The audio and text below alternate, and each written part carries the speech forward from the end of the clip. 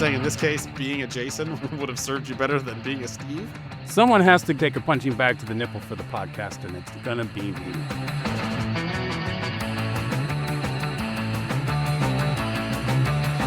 Steve and Jason met while co-hosting one of the first podcasts ever, hundreds of miles away from each other, but bonded through the magic of the internet. Since the end of that podcast in 2023, the geeky guys decided to keep on hanging out and keep podcasting, because still after all these years, Steve and Jason are having a real fun time. Jason, I am a very lucky man. I know. What do you mean you know? I mean, yeah, I'm still employed in today's economy. I have a hot wife and 2 kids that I think are pretty neat. Isn't that enough? Well, my team didn't make it to the World Series, so, I could be luckier. Okay. Wow. That's... Come on, that's how everyone thinks at some point. But no, I'm going to tell a story about how I got through something, and you're going to say it's because I'm lucky, but I'm going to say it's because I'm tough as nails. Okay, I'm ready. I'm prepared to lie. It is the story about how I would have lost my nipple, but I did not lose my nipple because I'm very strong and tough.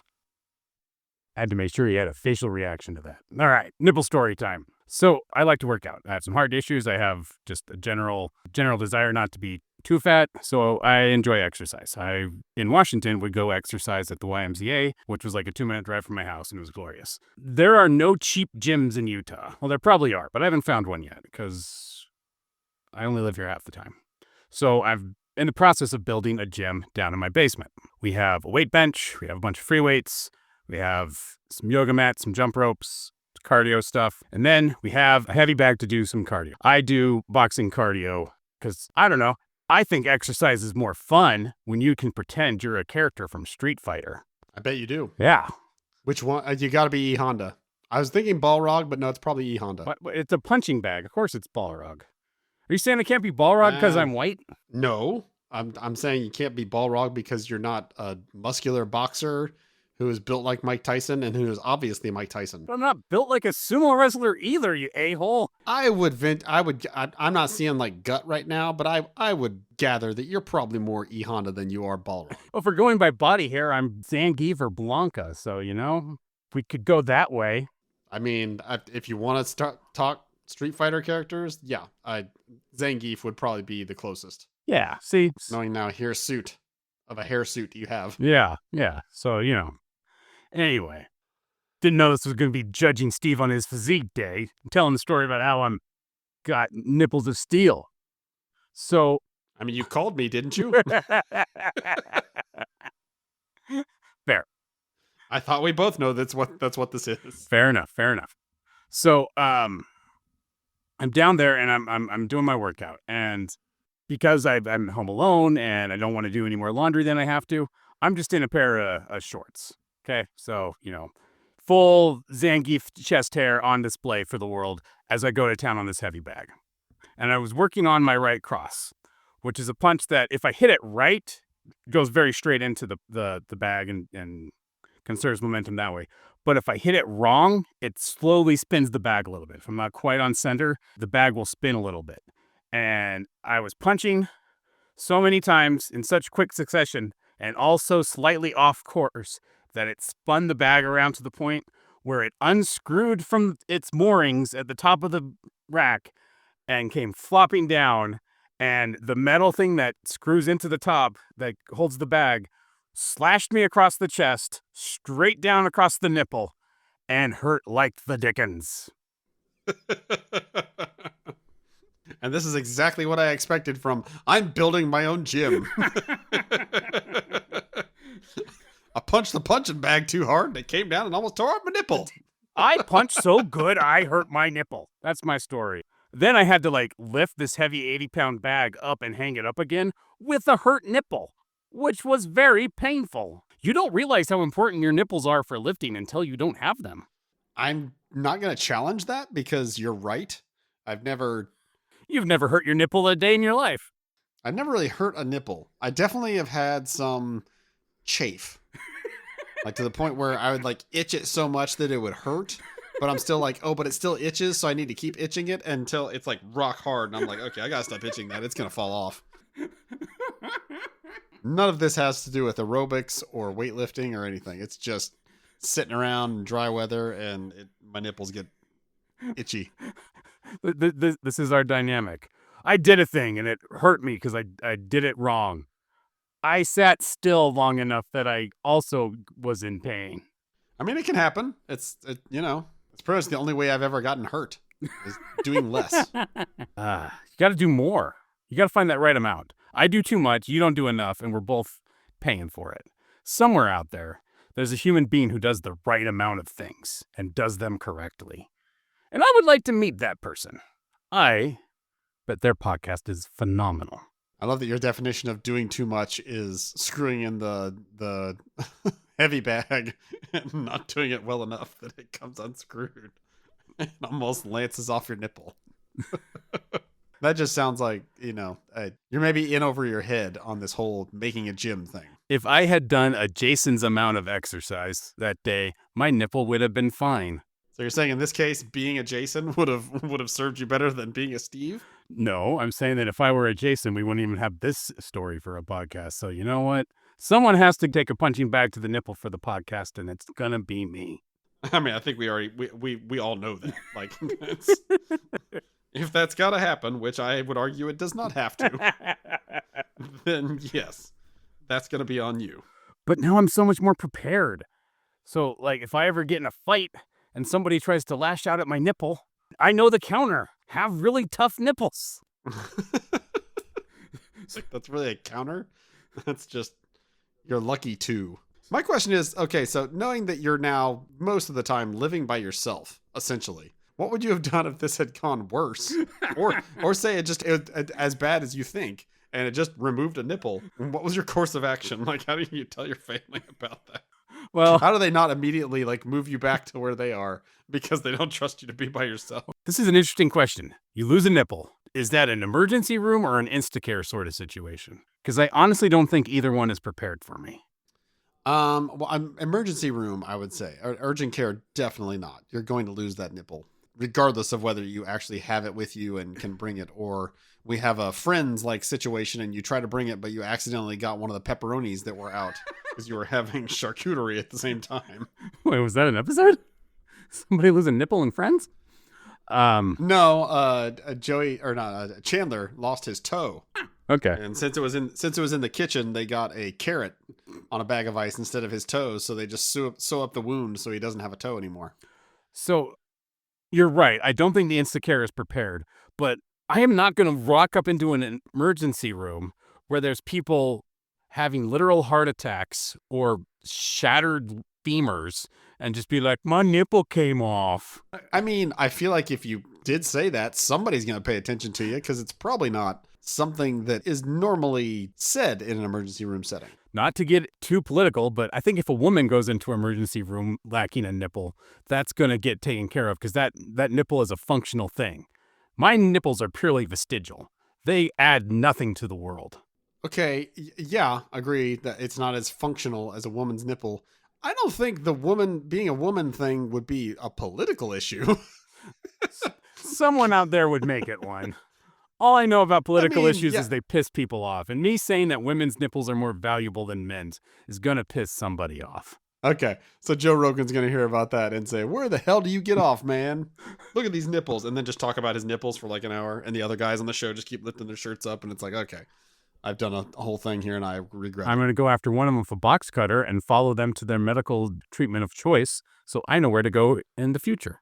Yeah, I mean, I do agree with the, like it's not doing anything. It's not serving a purpose. But I also feel like, I don't know.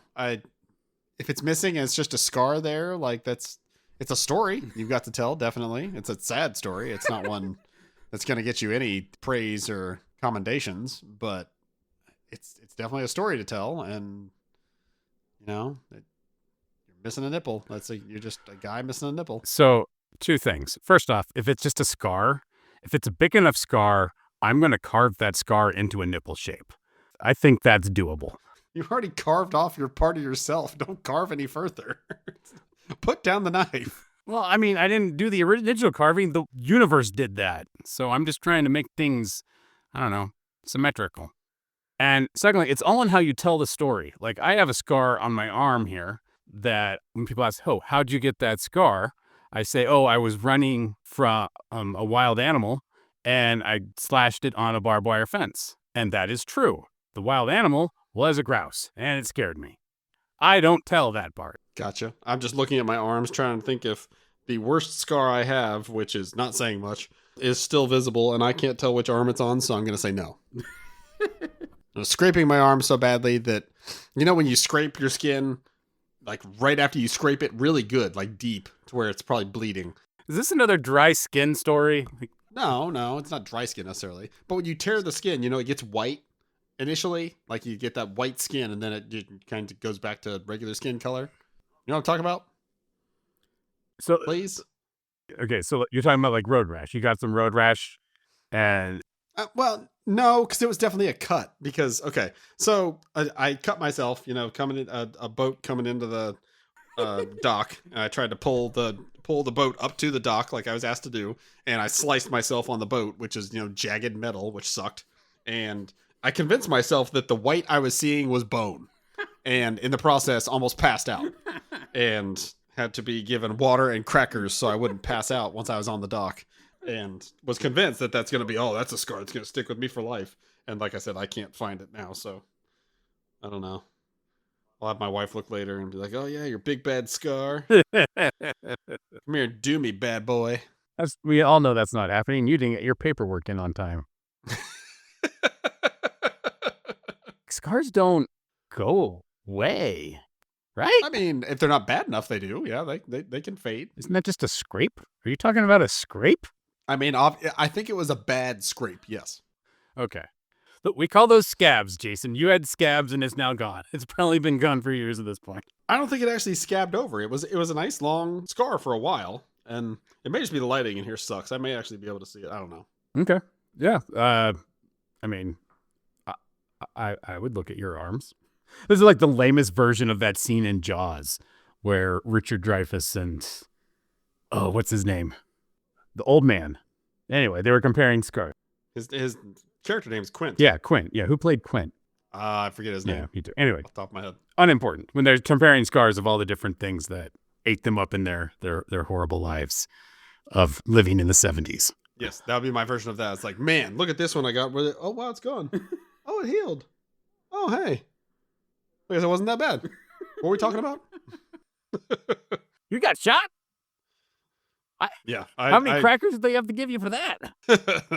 I would not be able to trade stories with those guys. No, that would just be sad. Oh, Robert Shaw, by the way. Oh, yeah, there you go. Robert Shaw played Quint. Yeah, I got no Quint stories. My stories are about how I quit. How you quit? Oh, so you quit before it gets dangerous. Well, no, I quit, not Quint. It wasn't great wordplay. Yeah, I'm ashamed. You really jumped the shark on that one. Oh. And that's why you have better scars than I do. So I know we already got a list, but when we finally hang out, do you want me to stab you real good? Then you'd have a good scar and a story. Guy's been playing the long game for 20 years. Finally invites me out to his house, stabs me with a box cutter right in the nipple. Then he called me Joe Rogan for some reason. Joke's on him, though, because I actually have 3. Oh, could they do nipple transplants? Look, see? Oh, whoa, what is that thing? That really did look like a pepperoni. It's a mole. I know. It's a mole. When I used to like to have to shower with other people. That was definitely a topic of conversation that would come up. That was uncomfortable. Yeah, I can imagine. All right. I mean, it could be worse. Could be a second penis, but you know. Does that really sound worse? I feel like a second penis would be pretty cool. Probably non-functional, but, you know, still like kind of alien. I mean, it depends where it is. If it was like coming out one of your butt cheeks, you could never sit down. That would be just like the worst. I mean, I suppose it depends where the penis would come out of, but yes, I guess just an annoying protuberance. come out of your armpit, so you have to wear long sleeve shirts your whole life. Constantly hanging brain every time you reach for something high. Oh, your balls fell out of your sleeve. Oh God, I'm sorry. Yeah, I think I'd rather it on my butt cheek than in my armpit. Glad we solved this thought experiment. It was a brief one. Let's just keep it that way. Be a good one for your Bible study group. Okay, guys, you have to have a second penis. Where do you put it? I haven't thought about the idea of having icebreakers necessarily. We usually just talk about our lives and then naturally get into the meat of the conversation. But sure, if I decide I need to go that route, that may be one of the first ones. Sometimes you got to come out swinging. Try and not come out in the first round.